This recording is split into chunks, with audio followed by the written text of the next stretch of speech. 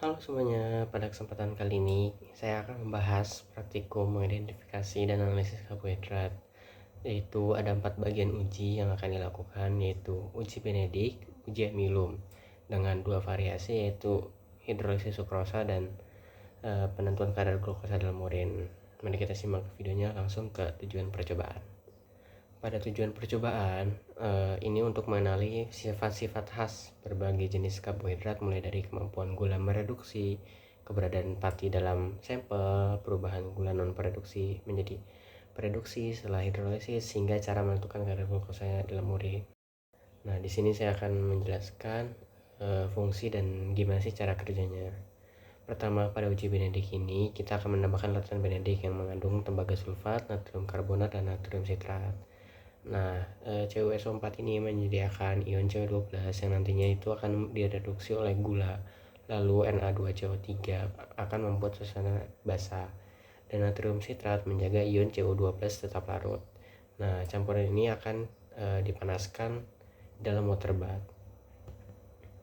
Pada uji amilum dengan iodium kita gunakan larutan I2KI, yaitu iodium akan digunakan atau akan dimasukkan ke dalam helix amilosa sehingga muncul warna biru khas pati.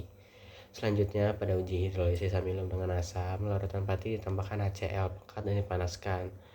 Nah, sehingga HCl ini berfungsi sebagai katalis pemutus ikatan glikosidik, sehingga pati berubah menjadi gula sederhana. Setelah didinginkan dan dinetralkan dengan NaOH, sampel diuji kembali dengan Benedict.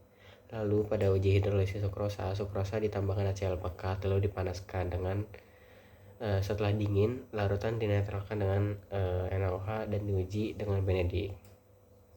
Tujuannya apa? Tujuannya untuk melihat apakah sukrosa yang semula non produksi ini berubah menjadi gula produksi.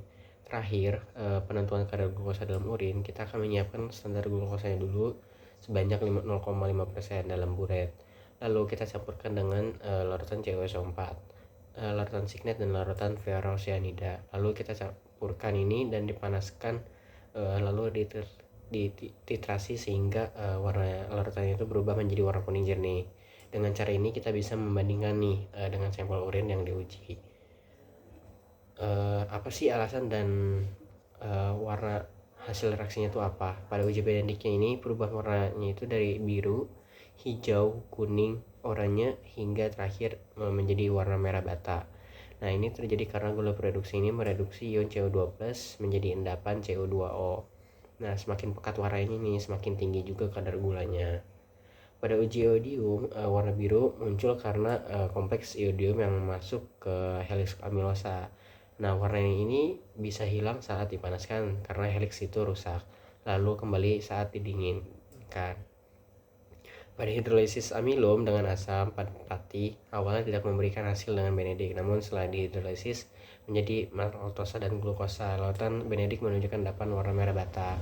Begitu juga pada sukrosa, mula-mula negatif dengan Benedict karena non produksi. Setelah hidrolisis dengan HCl terbentuk glukosa dan fruktosa yang positif terhadap Benedict. Sedangkan pada uji kadar glukosa urin, perubahan warna itu larutan menjadi kuning jernih menunjukkan titik akhir titrasi menandakan habisnya ion CO2+. Nah, intensitas ini warna dibandingkan dengan standar yang digunakan untuk menentukan konsentrasi glukosa dalam urin. Pada makna ilmiah hasil ujinya ini, kita belajar bahwa setiap karbohidrat punya ciri khasnya sendiri.